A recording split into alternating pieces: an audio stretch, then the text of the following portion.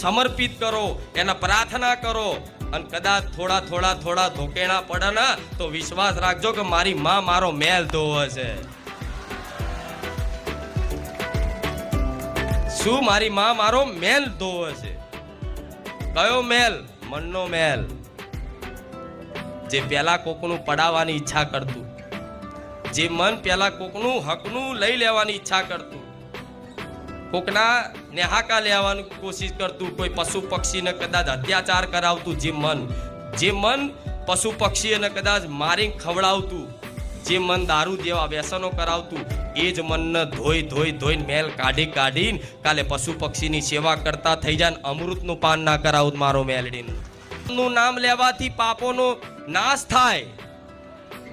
તો રામ રામ રામ રામ રામ રામ રામ બોલતા રહેજો.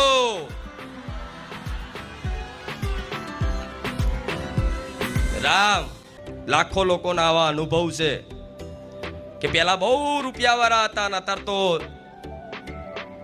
એવી પરિસ્થિતિ આવી કે કોઈ ઉછી ના આલવા તૈયાર નહીં. તો હું એવું નહીં કહેતી કે કમાવું ના જોઈએ, ના, કમાવું જોઈએ, મહેનત કરવી જોઈએ, પણ એ મહેનત, એ કમાણી ભગવાન માતાજીના ભરોસે કરશો ને તો એનું જબરું ફળ મળશે. આજ તમે મહેનત કરો છો એનું ફળ આટલું જ મળે છે. મહેનત આટલી કરો છો પણ બચાવવા જાવશો ને તો આટલું જ રહેશે ને. લોકો નહીં કહેતા કે મેં ખૂબ મહેનત કરી, થઈ જશે ને તો તમારે ખાવું હોય આટલું અને માતાજી આટલું બધું હાલશે. તમને એમ થશે ઘેર અમુક વાર ખાવાનું વધારે બનાવી દીધું હોય તો શું કહો છો બાજુવાળાને કે ભાઈ મારા ઘેર દાળ ભાત બહુ બનાવ્યા છે, લઈ જાઉં થોડું.